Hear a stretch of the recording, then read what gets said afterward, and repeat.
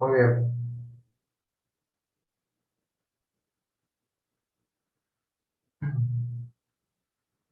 Este PowerPoint todo lo tienen ya, ¿no?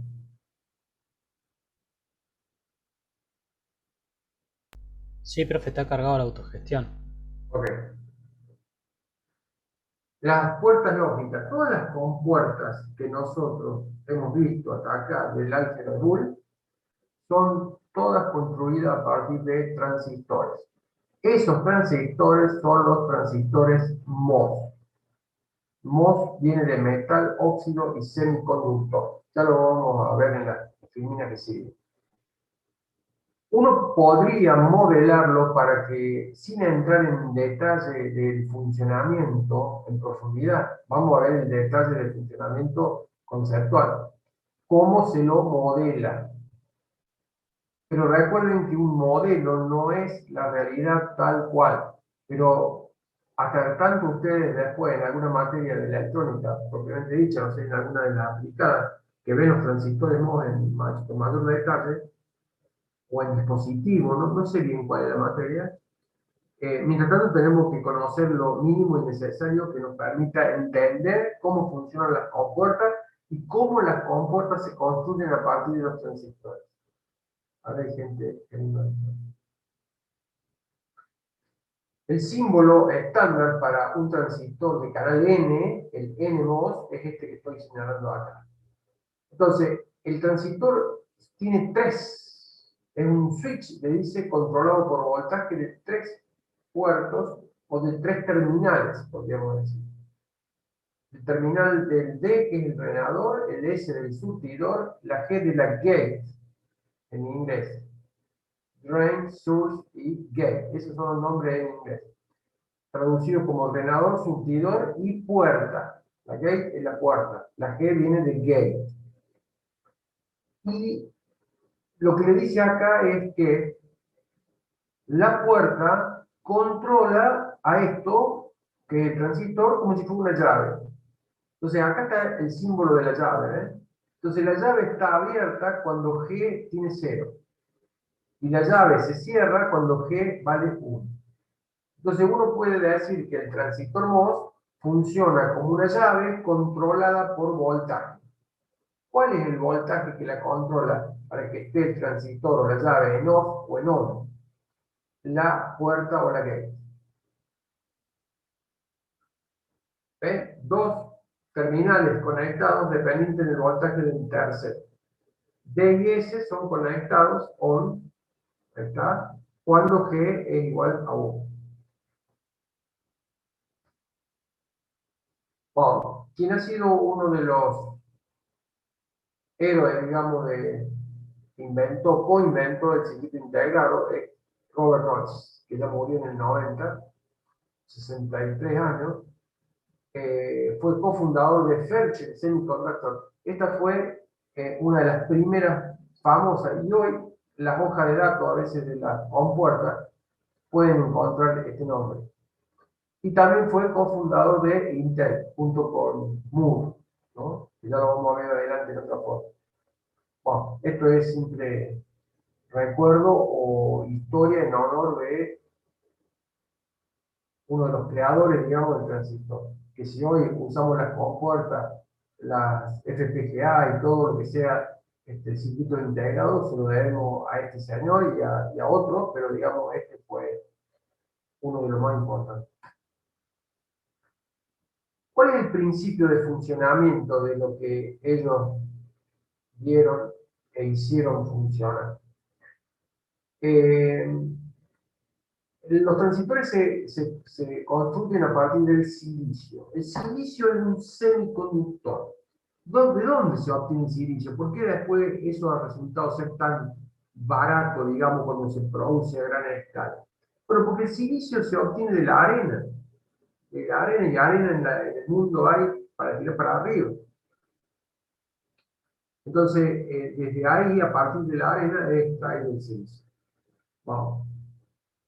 La red es cristalina, o sea, la red del silicio es toda, como diríamos, esto que es regular, digamos, tiene una estructura regular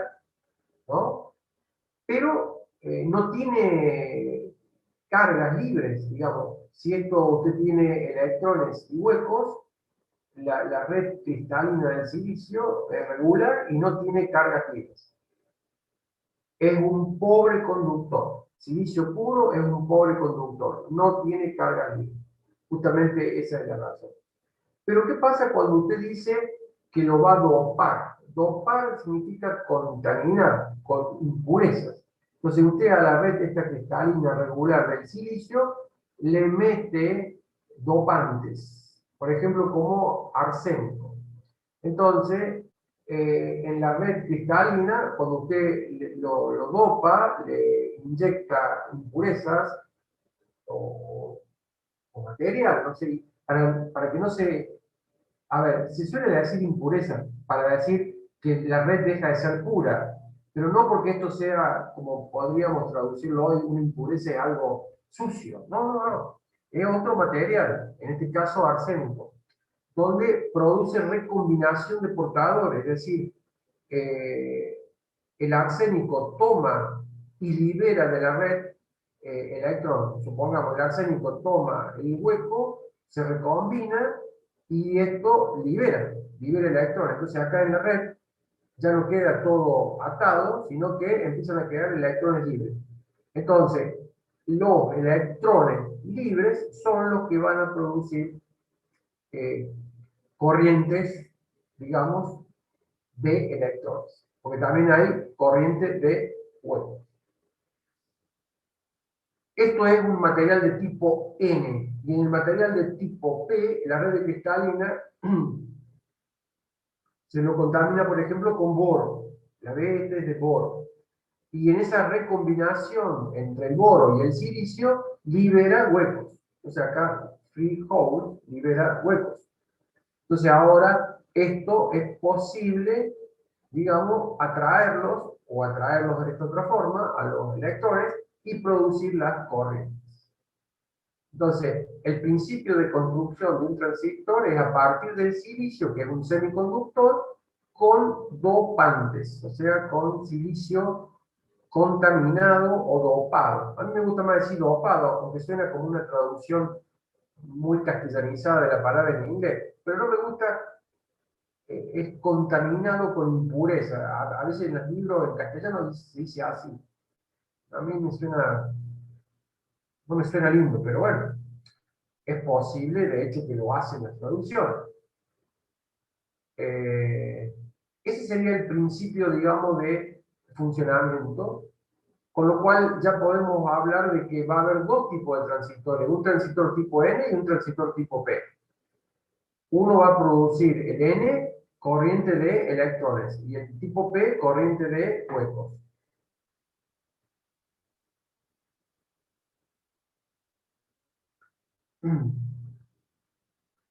Acá está el transistor, el MOS, esto es metal, óxido y semiconductor. El semiconductor en este caso es silicio. Esa S coincide con semiconductor, ¿no? ¿Por qué? Porque el semiconductor que se eligió para el MOS es el silicio. Podría haber sido otro. Entonces, la estructura MOS es metal. Ya vamos a ver que se sigue manteniendo el metal, pero sin embargo se usa polisilicio. El polisilicio es usado para hacer metal en la Gates, acá. Sin embargo, esto no es metal, es polisilicio. Entonces, pero se mantiene, porque el primero que se hizo fue de metal. La Gate era todo metal. Entonces se sigue manteniendo el metal, acá está, metal es esta, la Gate. Esta parte es el aislante, ¿sí? El óxido. Esto es dióxido de silicio.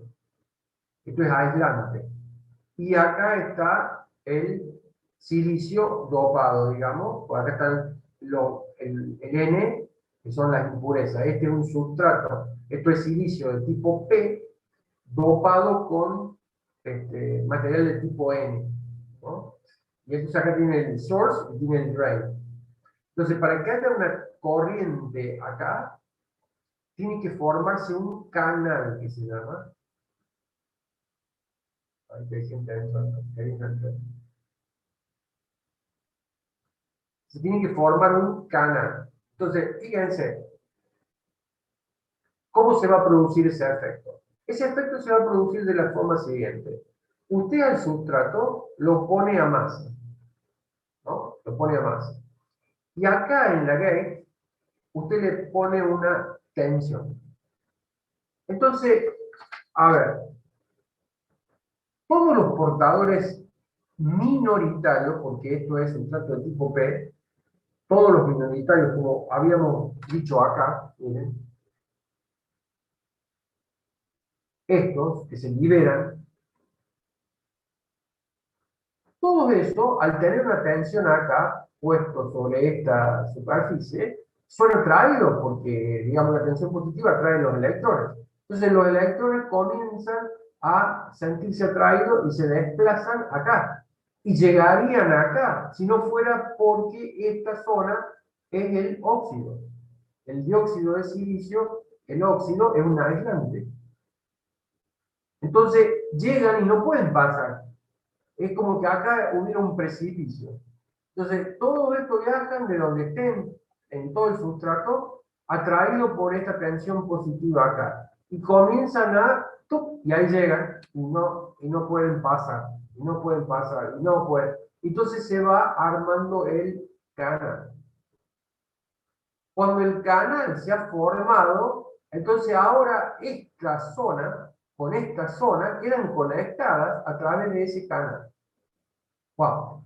La tensión necesaria que yo le pongo a la gate para poder formar este canal es lo que se llama la tensión de disparo o la tensión umbral. Esa es la tensión que hay que superar en la gate para que el transistor funcione como una llave y uno diga está on. Este G igual a 1 significa que hay una tensión mínima necesaria que hay que poner en la gate.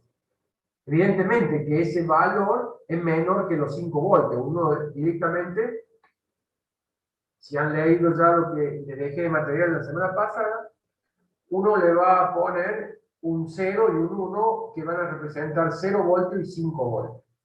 Si yo acá en la gate pongo los 5 voltios, evidentemente que ese valor es superior a la tensión umbral y automáticamente ese valor trae a los portadores minoritarios del sustrato y los amontona acá contra el aislante que es el dióxido de silicio y forma el canal. Ahora, formado el canal es una condición necesaria pero no suficiente para que haya circulación de corriente entre el surtidor y el drenador. ¿Por qué? Porque ahora para que haya, tiene que haber diferencia de potencial entre surtidor y drenador. Si drenador y surtidor están al mismo potencial, entonces acá no hay circulación de corriente. Ya están al mismo potencial. Los electrones no se van a mover. Ahora, si tenemos el canal formado acá, y el source está a masa, y el drenador está a 5 voltios, entonces los electrones van a ser atraídos por este potencial, que es superior a este. Entonces, todo esto está al potencial del source. Entonces van a empezar a viajar los electrones atraídos por este potencial. Y ahí se va a producir entonces la corriente.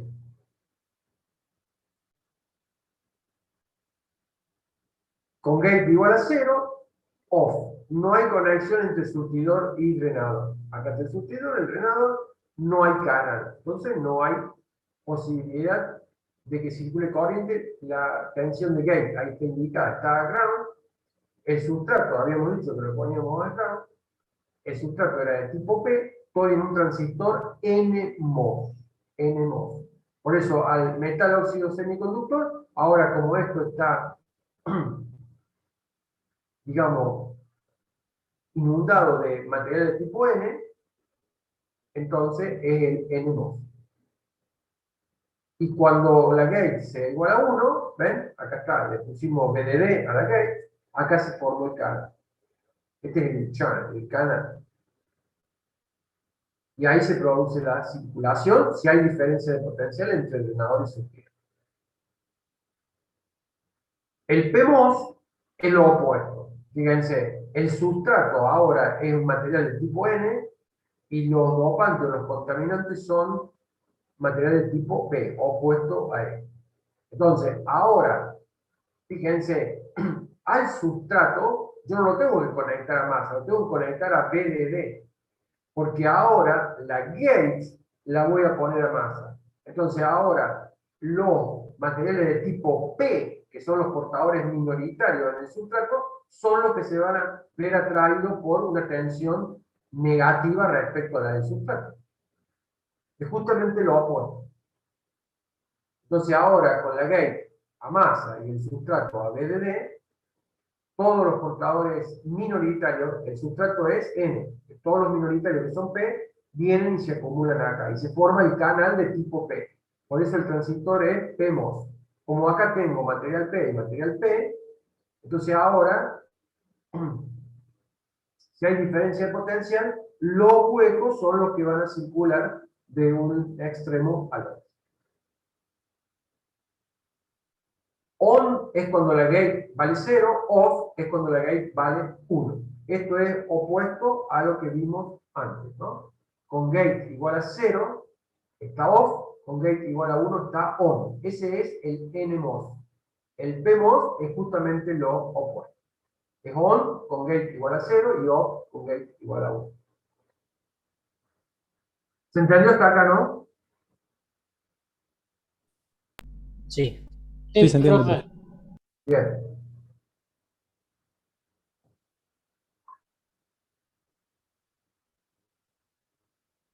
Fíjense los simbolitos, ¿no? El P es lo mismo que el N, pero con esta negación. Quiere decir que la gate se comporta en forma opuesta a el N. O sea, acá, para que la llave se cierre, usted tiene que, ve, esto le indica que es activo por bajo, ¿ok? Tiene que valer 0. Y esto se cierra y funciona como una llave cerrada. Puede conectar el source con el drenador. Si el gate tiene un 1, está off. Bueno, y acá ustedes lo tienen en forma resumida. Acá está el símbolo del N, el símbolo del P, es lo que decíamos antes. Acá no lo tiene, acá sí. Con G igual a 0, el P está on, el N está off. Y con G igual a 1, el N está on y el P está off. Por eso se dice que el N y el P son complementarios. Cuando uno conduce, el otro no conduce. Y viceversa. Cuando el otro conduce, este otro no conduce. Por eso Profe, las... ¿Sí? no, sí, perdón, lo interrumpí. ¿Qué había dicho recién? ¿Cuál tiene lógica negativa? Este, o sea, no es que tenga lógica negativa, es activo por bajo. ¿Cuándo usted quiere que sea on? Cuando G valga 0. Usted podría decir, es on cuando G vale 1, como acá. Perdón, acá. Este. ¿Ve que en el símbolo esto tiene directo o no tiene el circulito? ¿Qué significa que no tenga el circulito? Que esto está on con G igual a 1, ahí. Y está off con G igual a 0. Pero el P es justo al revés. ¿Está? Está, profe, gracias. Lógica negativa para la entrada, digamos. A lo que uno podría suponer.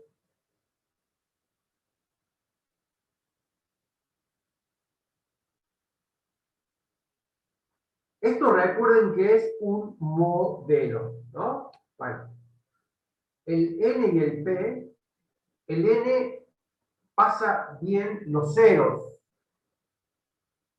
¿Qué significa que pase bien los ceros? Esto, fíjense.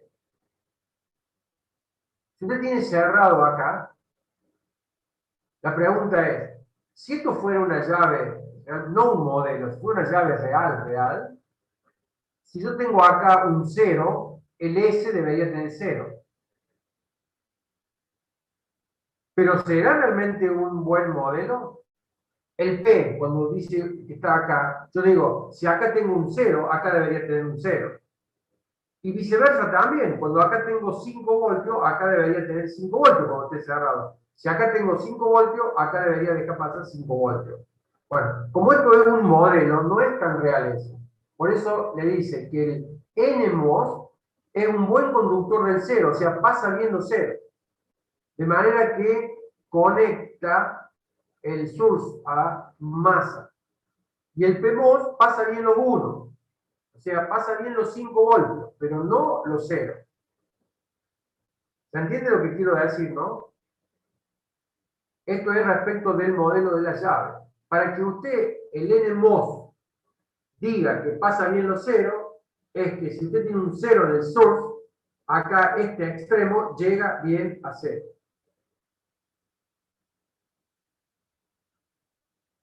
El N se dice que es un buen conductor del 0, pero es un mal conductor del 1.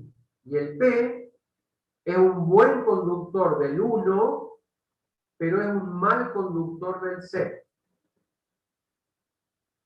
Ahora, justamente, ambos tienen de vuelta la función complementaria, digamos.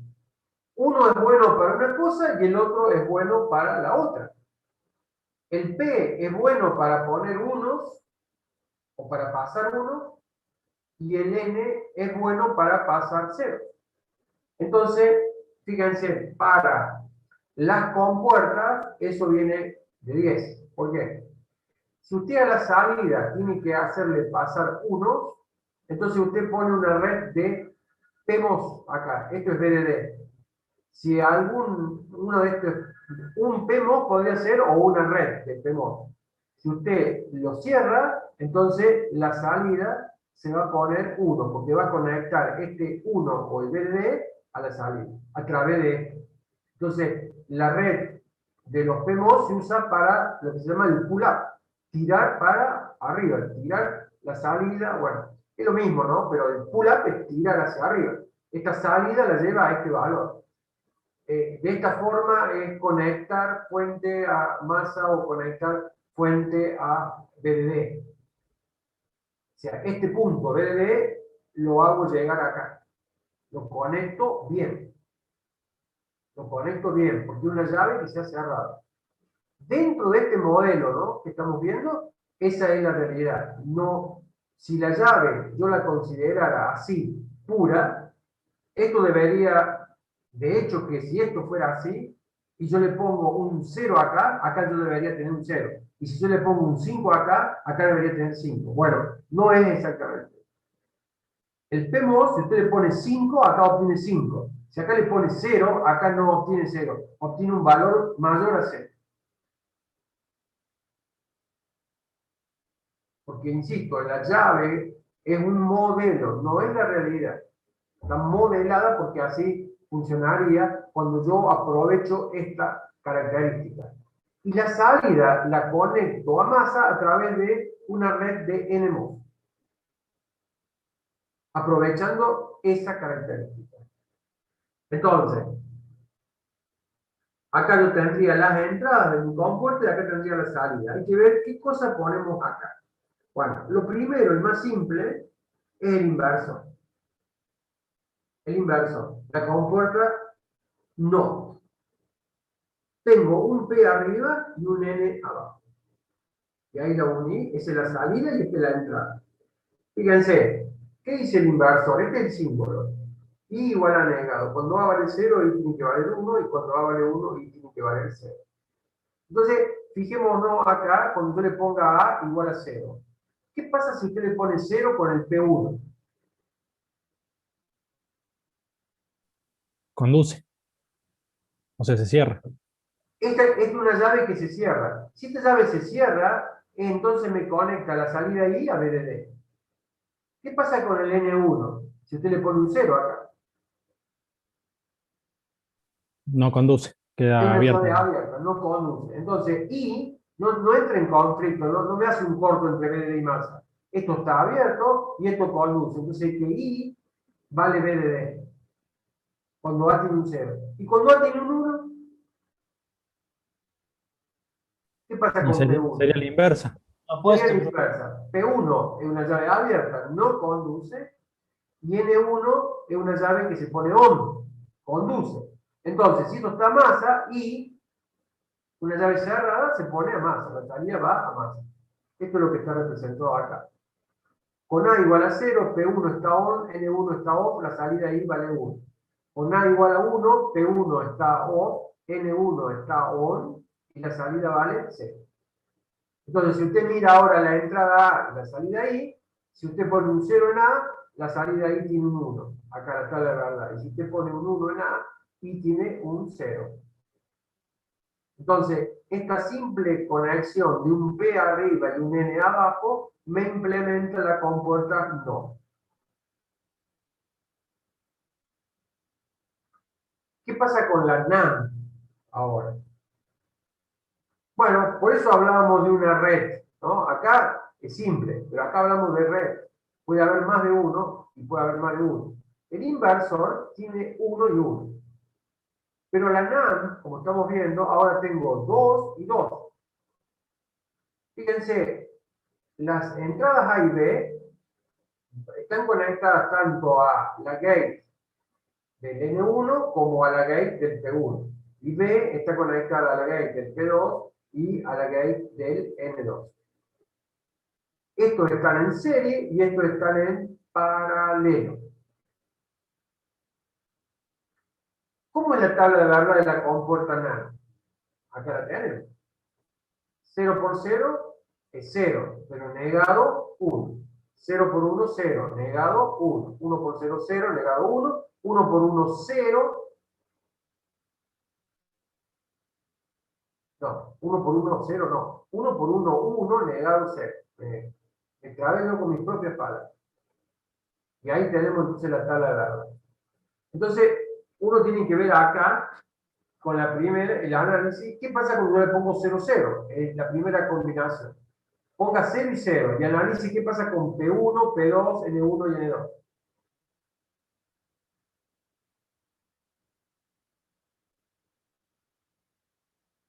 ¿Cómo va a estar N1 si tengo un 0 acá? Abierto. Abierto. Abierto. Y B tiene un 0. ¿Cómo va a estar N2? Igual, abierto. También abierto. Abierto. O sea que esta masa no puede llegar nunca acá porque están abiertos los dos. Ahora, cuando usted le puso 0, ¿qué pasa con P1 y qué pasa con P2? Van a estar cerrados. O sea, vas a tener tensión. Va a tener conducción, la llave cerrada, entonces me va a unir B de D a través de este al punto I. Y este a través de acá al punto I.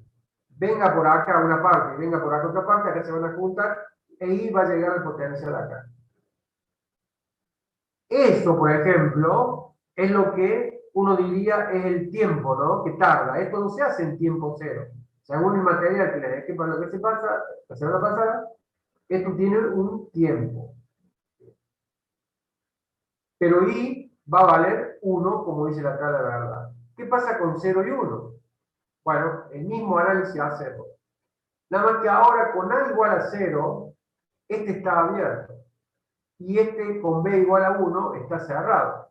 Pero como están en serie y este está abierto, este punto nunca se va a poder conectar con más.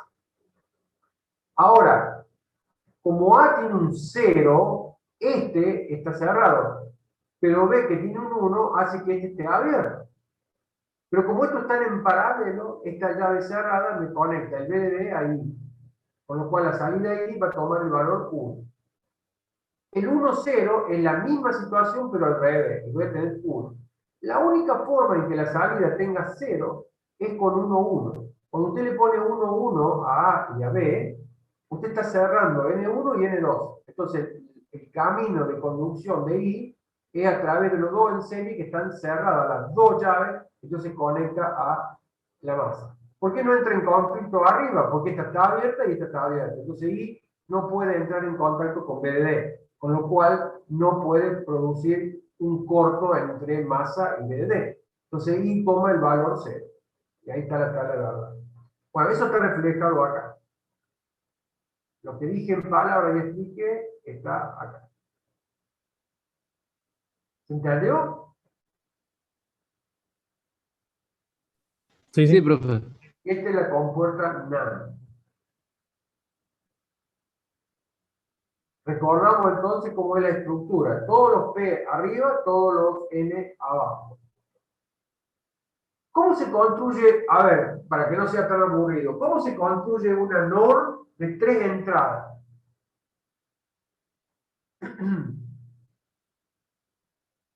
¿Cómo harían una NOR de 3 entradas?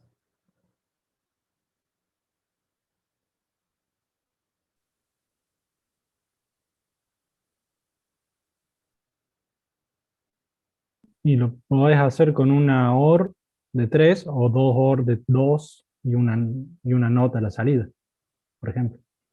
No, bueno, pero si usted tiene 3 entradas, ¿cómo hace eso? Las pone en serie, dos OR en serie. O sea, con otras compuertas, dice. No, no, ¿cómo se construye con transistores la NOR de 3 Ah, entradas? Se agrega una compuerta más, N, un N3, Por eso, espere. Cuando dice se agrega una compuerta más, un ¿es transistor una vendría a ser. compuerta No, o es un un transistor, un transistor? transistor, Ah, bueno, a un ver. transistor. Se Entonces se agrega un agrega. transistor N3 que va conectado directamente a C, que sería la tercera entrada, y C se uniría ahí ya me mareó, a ver, Pero, espere, ¿a quién le agregaría un tercer transistor usted? al NAND de dos entradas. Pero ¿y si eso es una NAND? Y yo tengo que hacer una NOR. Ah, no dije nada. Pensé que era una NAND de tres entradas. Ah. No, no, claro. A la NAND de 2 entradas, si yo le agrego un tercer transistor, tanto arriba como abajo, la convierto en una NAND de 3 entradas, eso sí. Pero acá me está diciendo una NOR.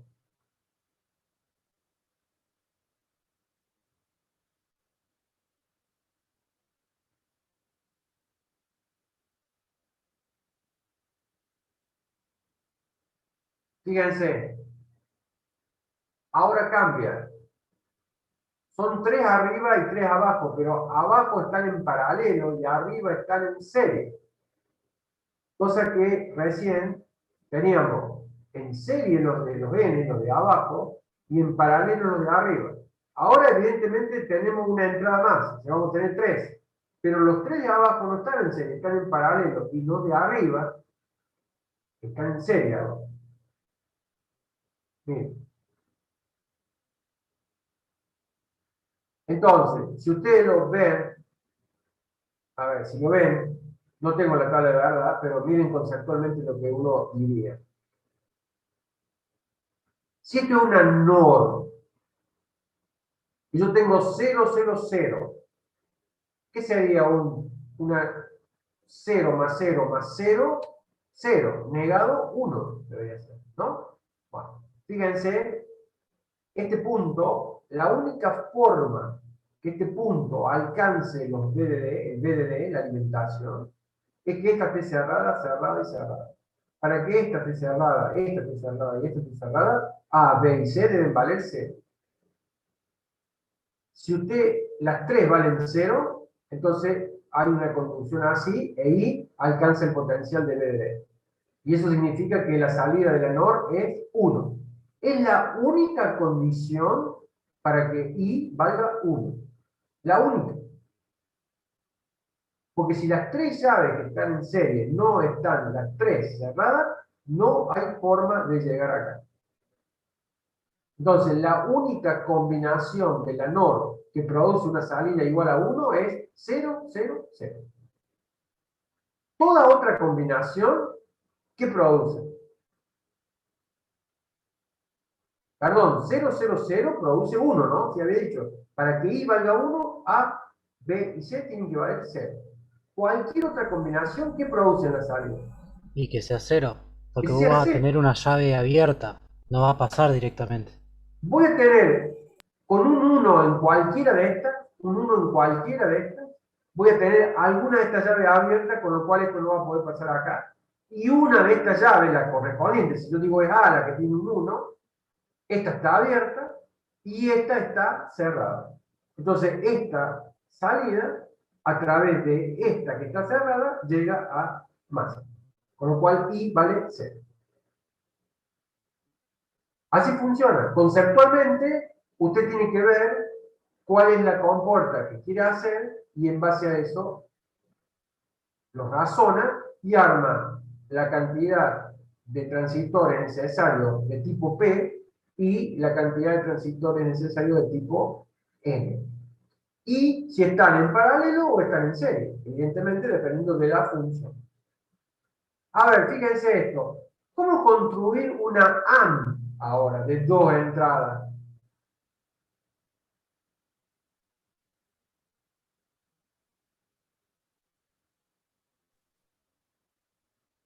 Podrías hacer el arreglo de la NAND de transistores con los P en paralelo y los N en serie y agregarle una NOT a la salida. Entonces lo negas de nuevo y te queda un NAND.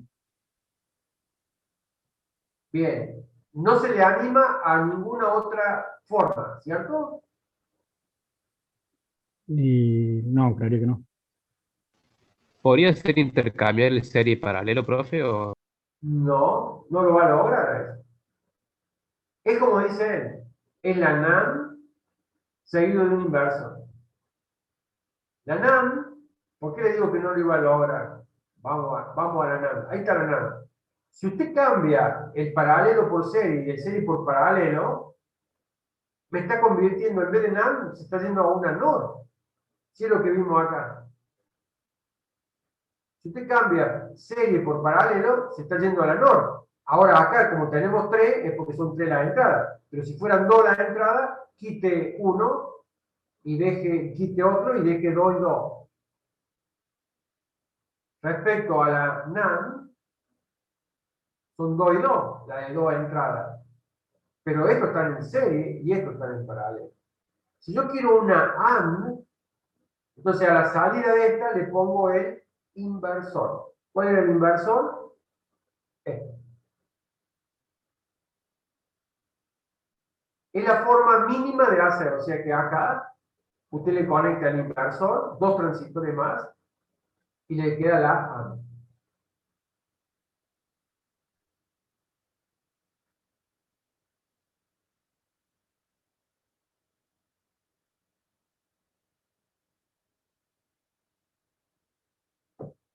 ¿Estamos? Sí, sí. Sí, sí. Bueno. Así ustedes pueden probar después, si se le pide, bueno, a ver, ¿cómo se haría tal compuerta? Bueno, ustedes tendrían que hacerlo, poder hacerlo, en base a este razonamiento y a esta tabla de verdad, cómo se fue construyendo. También uno le podría poner unos transistores y decirle, ¿qué función es I? Porque esto no solamente para implementar una compuerta determinada, porque una compuerta determinada no es otra cosa que una función del álgebra de Boole.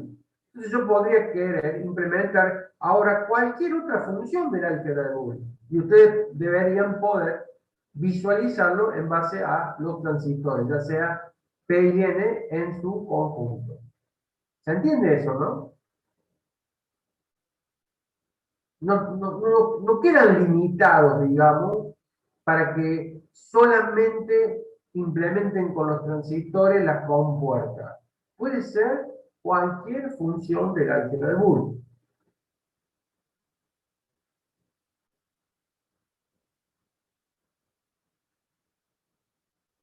Bueno, esto que habíamos hablado recién, al comienzo, de que según sea el modelo que estamos usando, no el real, el transistor real, sino un modelo de funcionamiento del transistor, que sería el modelo de llave del transistor. Existen lo que se llaman las puertas de transmisión. Fíjense, ya acá lo tienen, ¿no? Dibujado ya. Es la conexión en paralelo de un N con un P. O sea, si esto es el surtidor de ambos. Y este es el drenador de ambos. Y este es la gate del P y este es la gate del E.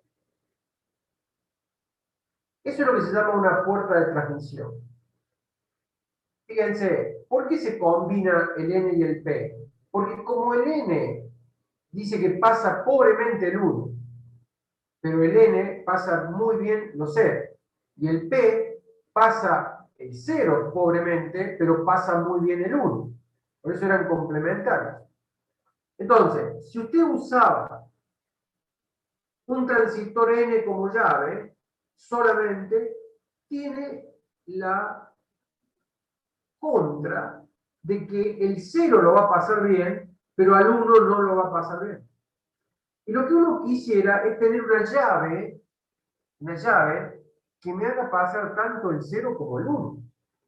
Bueno, la puerta de transmisión, que se las presento acá como el conexionado, soluciona ese problema. ¿Por qué?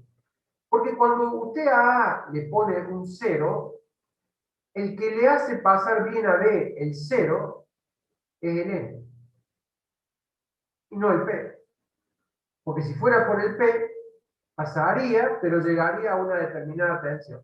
Bueno, el que se la hace llegar exactamente a 0 es el N. Y cuando usted a A le pone 5 voltios, el que se la transmite bien a B es el P y no el N. Porque si fuera por el N, B llegaría a un valor menor a los 5 voltios. Entonces, combinando un N y un P de esta manera, se conoce como puerta de transmisión y representa ahora sí el modelo de llave del transistor MOS, pero bien, pero real. Pero es a costa de tener dos transistores conectados así. El modelo de un transistor solamente conectado como llave anda, pero tiene ese tema, de que si usted usa una llave con el N, le va a pasar bien los 0, pero mal los 1. Entonces dice, no, bueno, usemos el P. Bueno, con el P también va a andar, pero le va a pasar bien los 1, pero no le va a pasar bien los 0. Pucha, ¿cómo haría para tener una llave que me pase bien los 1 y los 0? Bueno, acá la tiene. Conectando así. Pero ya requiere dos transistores. Entonces acá lo que le dice que es la puerta de transmisión es una mejor llave, pasa tanto ambos, el 0 y el 1, bien. Cuando enable es igual a 1, el switch es on. Entonces, fíjense, enable igual a 1, esto está conectado directo a la gate del N. O sea que el N conduce. Y el P tiene conectado el enable negado. O sea que si enable es 1, enable negado es 0. También conduce el P. Entonces, cuando usted hace enable igual a 1, el switch está en on. Conducen ambos. Y ahí pasa lo que está en A pasa a B. Y cuando enable vale 0, el switch está off. ¿Por qué? Porque si acá hay un 0, el 0 llega a la gate del N. Y eso hace que el N esté abierto. Pero ese 0 negado acá es un 1. Entonces ese 1 hace que el P esté también abierto. Entonces tanto N como P están abiertos. Cuando el enable es igual a 0. A no está conectada a B.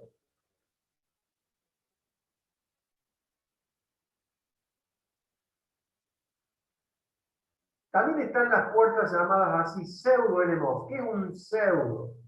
Es algo que luce parecido a algo, pero no lo es. Es parecido, pero no lo es exactamente. Wow.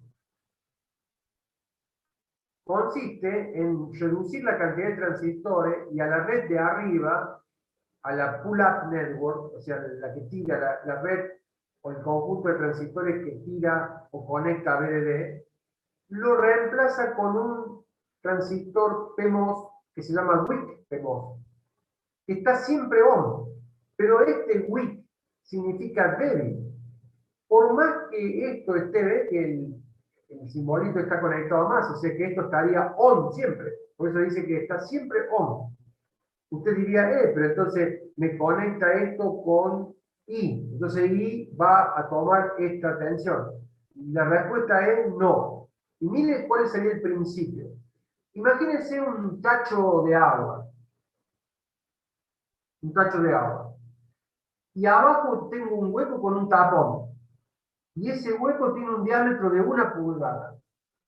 Y arriba tengo una manguera de 1/4 de pulgada, que entra agua. Le pregunto, el tacho, por más que le entre agua de la manguera que es de 1/4 de pulgada, si yo le saco el tapón de abajo, ¿qué le pasa? ¿Se Y llena de agua igual? se va a vaciar o se va a llenar más lento de lo que se descarga. A ver, ¿cómo es? El tapón está abajo y es de 1 pulgada el diámetro. Y la manguera entra por arriba, echándole agua al tacho, y es de 1/4 de pulgada. ¿Qué pasa si yo le saco el tapón? Esa fue mi pregunta. Pierde más agua de la No que se va a entra. llenar nunca, profe. ¿Cómo? Pierde más agua de la que le entra. Y entonces, Y va ¿a qué a nivel estar va a siempre, llegar el tacho?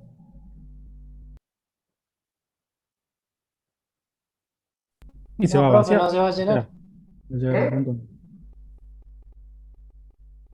Hable de a uno. No,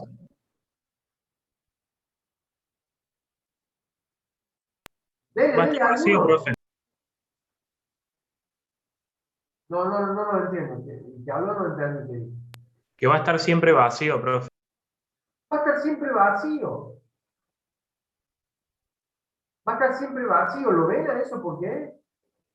Ahora, ¿qué le pasa si usted le pone el tapón? Se empieza a llenar ¿Y a qué valor va a llegar? y al valor. se va a rebalsar. Se va a rebalsar, se va a llenar, o sea, va a llegar a este nivel. Entonces, fíjense, esto es el mismo funcionamiento. Acá pone un solo transistor débil, o sea, tiene una capacidad de entregar corriente muy pequeña. Y acá tiene los NMOS tal cual lo que nosotros hemos visto, y las entradas están acá. Estas entradas hacen que esto esté on u off. Cuando está on, la salida toma el valor 0. Y cuando está off, la salida toma el valor 1.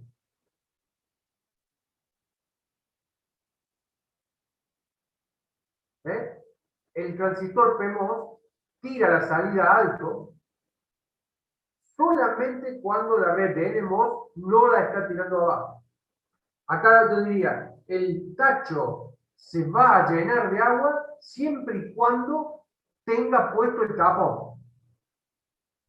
Porque si no tiene puesto el tapón, quiere decir que la está tirando abajo, la estoy descargando al tacho. Bueno, eso es lo que se conoce como pseudo NMOS. Usted diría, ¿por qué las puertas NMOS? Porque las otras eran todas CMOS. Y las CMOS tenía un grupo arriba de P y un grupo abajo de N. Acá la red solamente está compuesta de NMOS. Esto es fijo, si bien es un P, pero es débil, es muy especial, y es uno solo. Entonces, por eso, pseudo, luce, se parece a compuertas que están construidas solamente a partir de NMOS. Pero es un pseudo NMOS. Pareciera que son NMOS, pero hay un PMOS weak. Entonces le llaman pseudo NMOS, puerta pseudo NMOS. ¿Se entendió?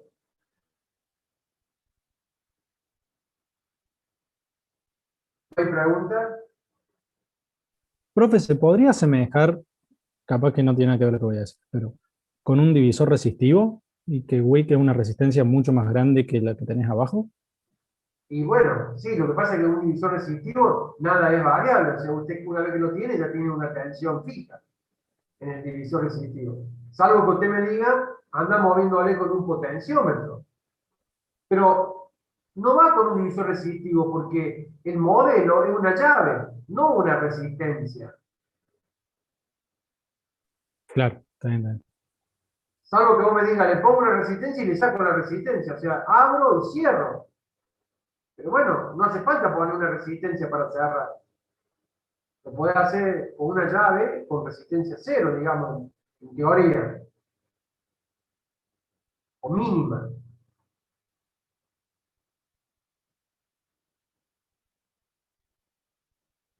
¿Estamos de acuerdo? Sí, sí, se entendió. Bueno.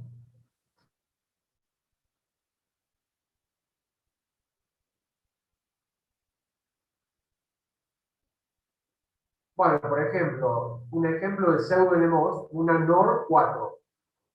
Acá tiene el WIC y acá los 4 transistores N están en paralelo. Fíjense, cuando usted tiene en una NOR, usted tiene un 1, usted dice más lo que tenga, más 0 o más 1, es 1. Más 0 o 1 es 1. Más 0 o 1 es 1. Negado, 0. Entonces usted tiene un 1 en A, independiente de lo que tenga en B, en C y en D, esta llave está cerrada. Con lo cual I está conectada acá. Es como que le saque el tapón. Entonces I viene a este valor. Por más que acá le esté entrando corriente, ¿no? D. Entonces, esto como que simplifica, ¿ves? Sobre todo la pseudo NMOS, o sea, las compuertas en general pseudo NMOS, siempre requieren de un WIC, pero solamente trabajamos con los NMOS restantes. Entonces, cuando son muchas entradas, eso ayuda, ¿no? Porque la cantidad de transistores son menores. ¿Se entendió la NOR 4 esta, no? Sí. Bien. Profe, si puedo repetir, porfa, la parte esta del transistor WIC. Físicamente, internamente, ¿es un poco diferente? ¿Difieren en su Sí, composición?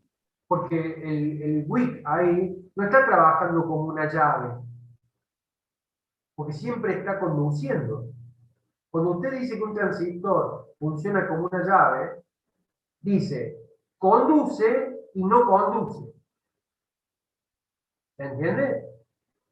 Cuando usted dice que no conduce, es porque está off. Y cuando dice que conduce, está on. Pero hay diferentes grados de conducción, dependiendo de la polarización del transistor y del tamaño del ancho y el largo del canal del transistor MOS. Entonces, ese transistor está hecho de acuerdo a un tamaño físico de ancho y largo de canal, a fin de que circule una determinada cantidad de corriente pequeña. Siempre va a conducir una pequeña. Salvo que este punto, ojo, tiene un canal siempre formado para que circule una corriente mientras haya diferencia potencial. Evidentemente que si I llega al valor de BDD, acá entre este punto y este punto no hay diferencia de potencial y por lo tanto no hay más corriente. Pero lo importante es que este punto llegó a este potencial. Ahora, cuando este punto se me va a este otro potencial, acá, ahí sí yo podría decir que esto es como una especie de R, el WIC, si lo tuviera que representar. Esto sigue siendo la llave y esto una R. ¿De qué tamaño? Grande, grande, muy grande diría. Y esto, que es una llave, cuando usted la cierra, cuando está on, tiene una resistencia del cable. Supóngase esto como si fuera un cable. Usted sabe que el cable, a esta altura ya sabe, que tiene una resistencia como muy, muy pequeña, pero que tiene una resistencia. Entonces, en ese caso, a mí me quedaría conectada una R grande con una R muy pequeña. Por lo tanto, esto tiende a este valor. Si esto lo considero ideal, como que no tiene resistencia, toma este valor. Y acá no hay cortocircuito porque entre el VDD y la masa a través de este hay un valor de resistencia muy grande. Entonces, el WIC es un transistor que ya está conduciendo, pero dentro de la conducción usted puede diseñar transistores que conduzcan más, que conduzcan menos, que conduzcan en forma regular, etcétera, etcétera. Esto ya está fijo en su polarización y en su construcción. Pero ve, para poder entender mejor esto, usted tiene que ir al modelo real de cómo es la vida real del transistor, no el modelo de la llave, que es un modelo simplificado.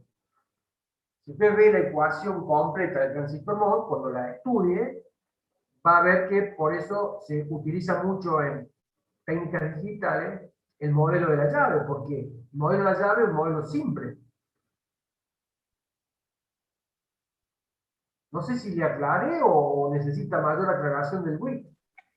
No, está perfecto, profe. Quería saber más que nada si era un componente diferente o si se podía llegar a usar otro transistor en su lugar. Claro. No, está construido específicamente y está siempre conduciendo. Listo, gracias. Por eso lo asemejé con esto de la manguera. Usted tiene el pico abierto, pero la manguera es de 1/4 de pulgada. Y abajo el tapón en el tacho es 1 pulgada. Entonces, por más que yo tenga agua en la manguera, está entrando un chorrito, diría, y abajo me sale todo. Entonces, por más que entre el chorrito, nunca va a lograr que el tanque de agua se llene. Ni que crezca, más que ni que se llene, ni que crezca. Porque se va a ir todo. Lo poquito que entra, se va todo. Entonces, este nivel, y la salida sería el nivel de agua va a estar en 0, siempre. Cuando esto representa en el tapón, digamos, le saco el tapón, y esto tiene camino de conducción acá. Profe, Ahora, cuando esto están todos off, entonces esta es como al tacho, póngale el tapón. Por más que sea débil, esto lo va llenando. Porque ahora no se me va por ningún lado. Sí, lo escucho, no sé quién es que habló. el transitorio de esto sería más alto que el de un CMOS, ¿no? Por el hecho de que justamente demora más en llegar a Claro, 1. claro. El tiempo en que esto tardaría en llegar a 1 es mayor que en el CMOS. Esa sería la contra respecto al CMOS. Pero la ventaja, y por el cual se lo usó, hoy mayoritariamente es CMOS, ¿no? Creo que esto ya no se usa más tampoco. Pero bueno, es la idea para que se entienda con los transistores. Esto tiene la ventaja de que si usted tiene 4 entradas, según lo que vimos, habría que tener en la red de arriba otros 4 transistores. Y acá no tiene 4 más, tiene este solo. Entonces usted, esto le ocupa menos espacio o menos área de silicio.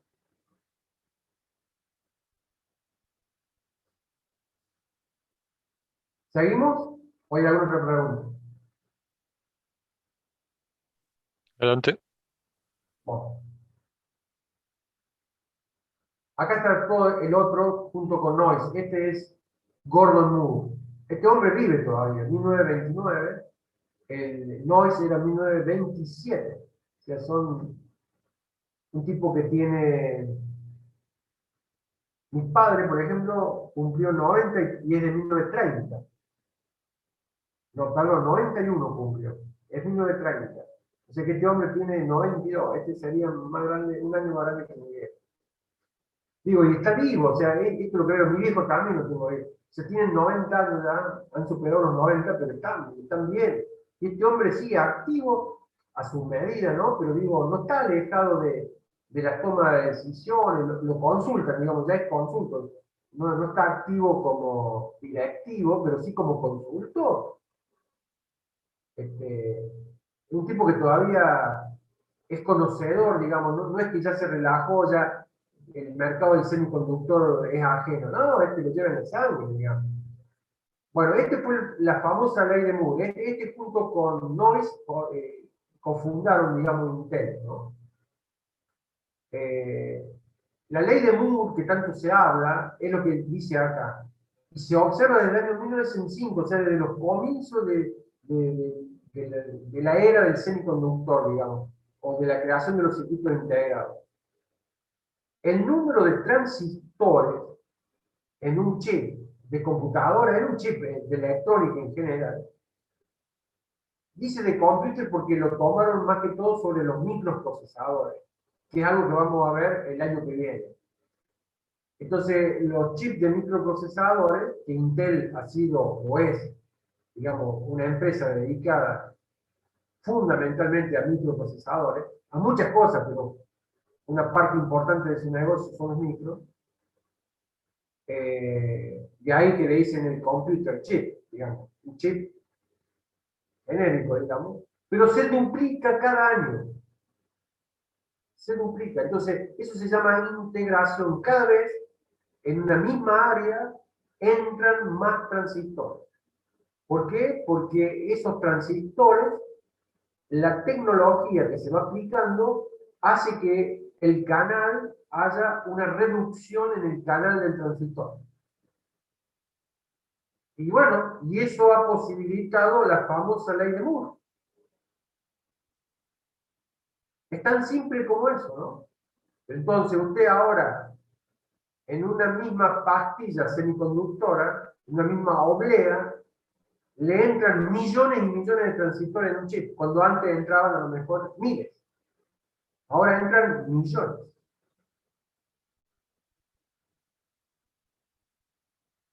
¿Ven? Y esta es la famosa ley puesta así.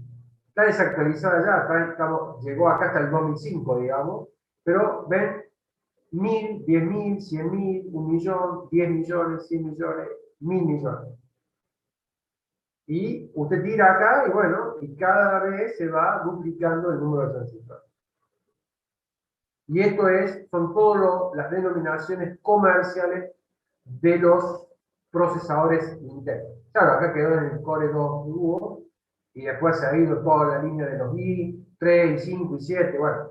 Todos los procesadores Intel están por acá ahora. Pero esto se ha mantenido hasta ahora. Algunos ya dicen que esto está al final de su ciclo, que ya no va a poder ser viable seguir. La longitud de los canales, ahora de los micrómetros, de la millonésima del metro, obviamente después pasó a nanómetros. Y hoy está cerca ya de la unidad, digamos, de un nanómetro, y ya más abajo de eso ya es como que hubo un punto crítico que fue en los 180 nanos, o punto 18 micros. Ese parecía que iba a ser el límite, que eso es la longitud de onda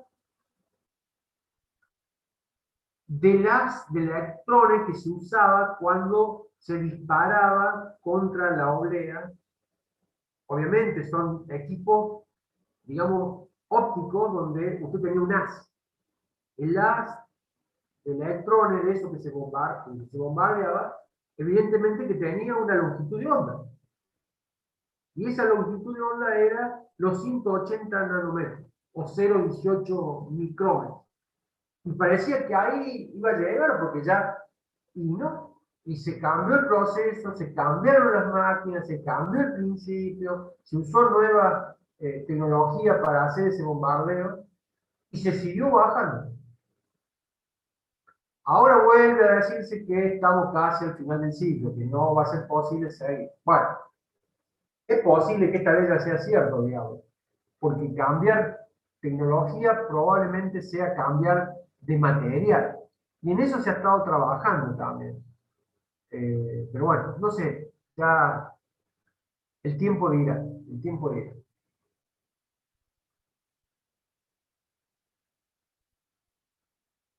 Eso es lo que ha producido, bueno, acá es una frase, ¿no? Que si el automóvil hubiera seguido el mismo ciclo de desarrollo como las computadoras, un Rolls Royce hoy costaría $100. Porque, recuerden, las computadoras valían muchísimo, pero la explosión fue que a medida que esto fue creciendo, el costo fue disminuyendo, evidentemente. Porque lo mismo ahora le meto el doble. Entonces, lo que antes me salía el doble, ahora me sale la mitad. Este crecimiento en un mismo chip es como que el costo lo fue dividiendo por dos cada año. ¿Qué pasó? Juan.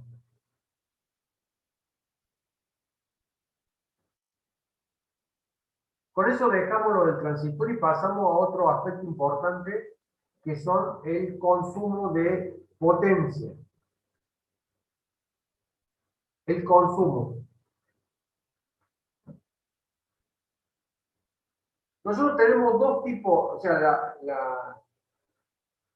han visto unidades de potencia, o sea, ustedes saben que la potencia es V por I. Hay una potencia estática y una potencia dinámica. Ustedes tendríamos que ir directamente para llegar a esta fórmula, ¿ven? Que es la potencia dinámica. ¿Qué sería la potencia dinámica? Es la potencia que se requiere para cargar una capacidad. O sea, cuando nosotros vemos la compuerta, vamos al inversor, que es la más simple de ver. Acá.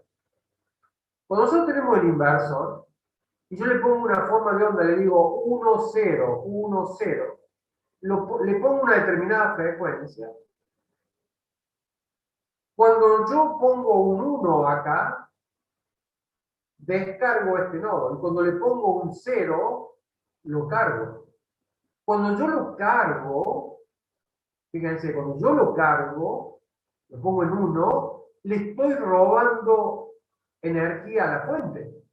La fuente me está entregando corriente. Pero cuando yo lo descargo, cuando yo le pongo un 1 acá a la entrada A, esto está cortado, por lo tanto la fuente, mi batería, no me está suministrando nada. Esto se descarga. Cuando yo digo esto, estas conexiones tienen capacidades parásitas. Entonces, el 1 se mantiene en una capacidad parásita cargada. Tiene la energía 1, el valor 1, lógico o 5 volts. Entonces, cuando la energía consumida, el consumo de potencia de la compuerta MOS o CMOS, es en medio ciclo. Supongamos esto, le doy una frecuencia F. El A es una señal 1, 0. Es periódica, de frecuencia F. Entonces, con un 1 no consume, con un 0 consume porque le saca la fuente y lo carga al nodo I. Y con un 0, perdón, con un 0 lo carga. Con un 1, esto lo abre y lo cierra a este. Entonces acá lo descarga. Entonces, esta descarga no produce consumo. Solamente produce consumo este. O sea que es medio tiempo de una onda periódica de frecuencia F. ¿Se entendió eso? Entonces, esa capacidad tiene una carga Q. Q igual a C por B. Q es igual a C por B. Y la corriente en un capacitor, ustedes lo habrán visto, es de Q a de T. A ver, capaz que me hace falta...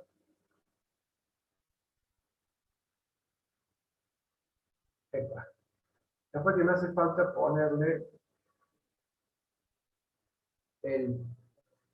No, voy a dejar el PowerPoint en el fondo y vamos a poner el texto.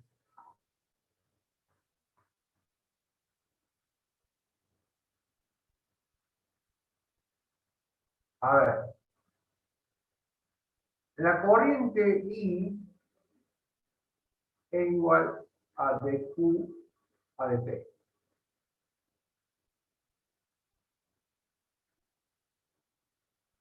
Q en un capacitor es C por B. Si la tensión B es B de D, entonces será C por B de D. ¿Sí? La potencia es B por I. Si B es B de D, entonces será B de D por I. E I es de Q a de T. Y Q es C por B. Entonces usted acá, la potencia sería C por B de D cuadrado.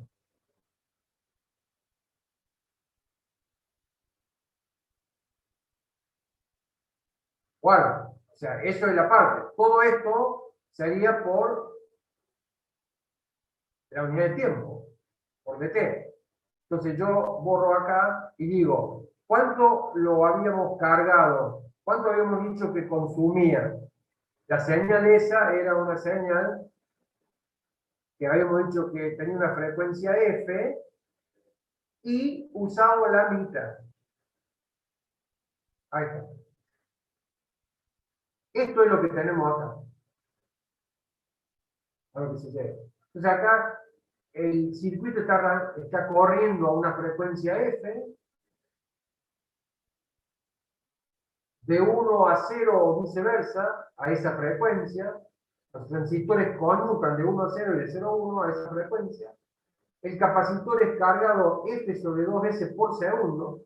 La descarga de 1 a 0 es free, no consume potencia. Y eso es lo que se llama la potencia dinámica. O sea, si usted a la entrada del inversor está una señal periódica de frecuencia F conmutando de 0 a 1 y de 1 a 0, de 0 a 1 y de 1 a 0, usted está gastando de la fuente del VDD esta potencia. ¿Cuál sería la potencia estática? Usted detenga la entrada, la señal de entrada al inversor. Usted la detiene. ¿Qué pasa con los transistores? ¿Conmutan? ¿Abren, cierran, abren, cierran, abren, cierran? No. No. Hay uno. Vamos al inversor. A ver, antes está corriendo así, me parece que es mejor que yo vuelva con el pen.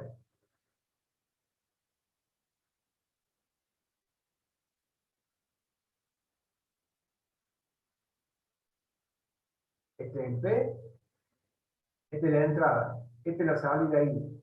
Esto es VDD. Si usted estaba la señal acá de entrada haciendo esto a una frecuencia F, ya lo vimos. O sea, cuando le pongo un 0, hace esto. Vamos a ponerle acá un capacitor. ¿Ve? Esto carga así al capacitor. Cuando tiene un 0. Y cuando tiene un 1, esto se abre y el capacitor se descarga. Amasa. Es un buen conductor del 0, ¿eh? Entonces el capacitor se descarga totalmente a 0 por el N. Cuando tengo un 1. Pero como el capacitor ya estaba cargado, de la fuente no saco nada y esta descarga es gratis, digamos, es free, dice acá. Es lo que decía. Acá. Descargando de 1 a 0 es free.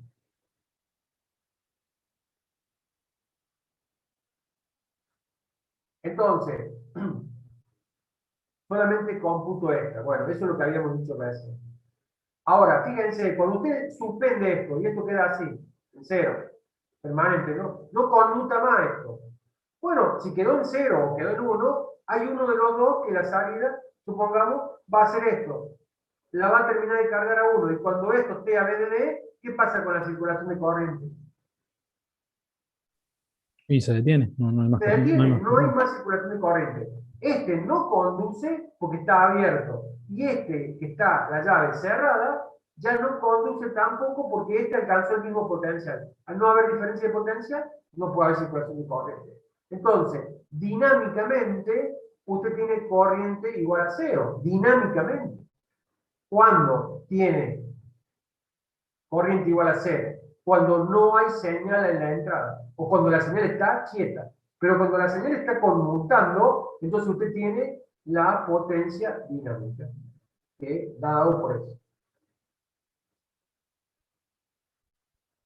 ¿Qué pasa con la potencia estática? ¿Ve? Entonces es la potencia que se consume cuando las gates no están conmutando. Entonces, yo sé que mi corriente dinámica es 0 cuando no hay conmutación. Pero ¿qué pasa con la potencia estática? Hay una corriente así. Bueno, acá creo que la tengo dibujada, no. tengo una corriente que circula así, hasta acá, a través de los dos. Cuando estos no conmutan, esta es la corriente de pérdida, que se llama, la I de D, corriente de reposo, quiescent supply current, también llamada corriente de pérdida. Esa es la I de D. Entonces, el consumo estático está dado por esa corriente multiplicado por B de D, simplemente I de D por B de D. Esa la tengo siempre independientemente de la dinámica. Ahora, la dinámica tiene dos estados. Cuando la señal está activa, entonces yo tengo este consumo. Y cuando la señal ya no está activa, cuando los transistores no están conmutando, la dinámica es cero. La dinámica es cero. Bueno, un ejemplo. Estime la potencia, el consumo de potencia de una computadora handheld wireless. O sea, de algo, un dispositivo de mano, digamos. Puede ser un teléfono, puede ser una notebook pequeña, digamos. Sin ser notebook, ¿cuál sería? Podría ser un lector de PDF, estos, ¿cómo se llaman los? No va a salir, no. A ver, díganme uno que sea un lector que usted puede leer todos archivos PDF.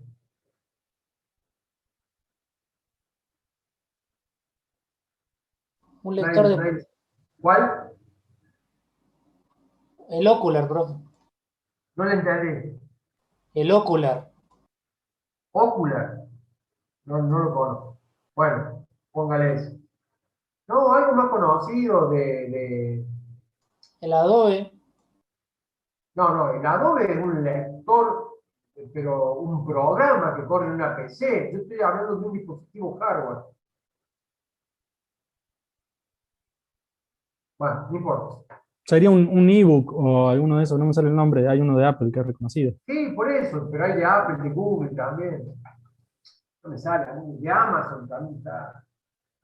No me sale el nombre, bueno, ya la memoria se me va así. Pero no es, ya no sé si es memoria, nada, se me desaparecen los nombres así por arte de marketing, puestos. Bueno, no importa.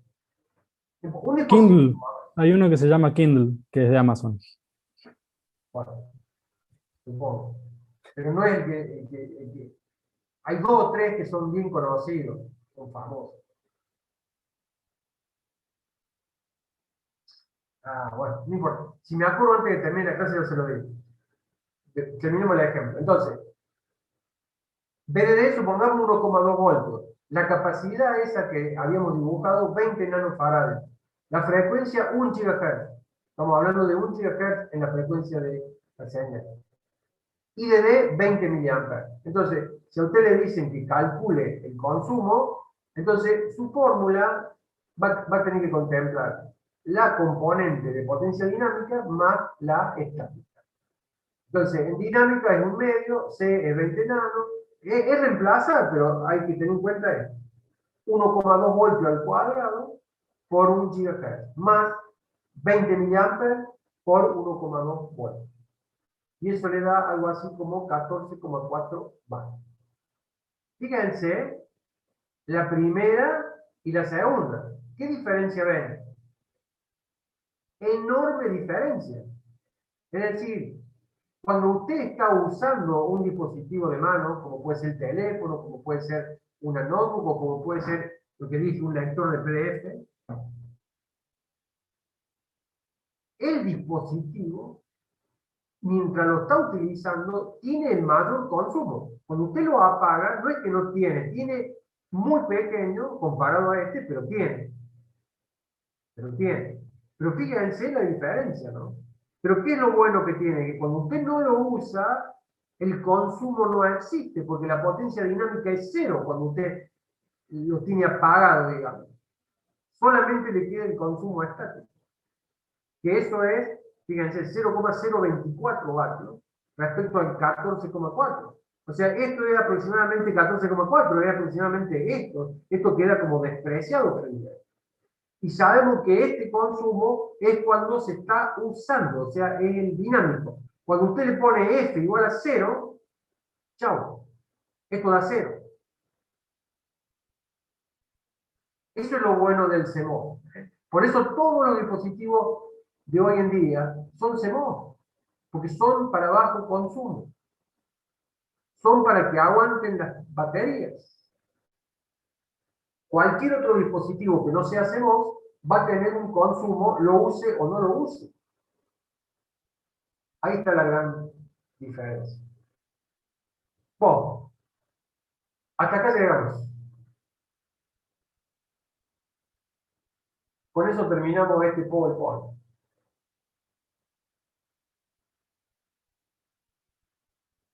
Señores, señoritas, nos vemos el martes que viene. Perfecto, profe, muchas gracias. Hasta luego, profe. Espero. Chao, profe. Hasta luego, que tenga buenas noches. Nos vemos, profe. Chao, igualmente para ustedes, nos vemos.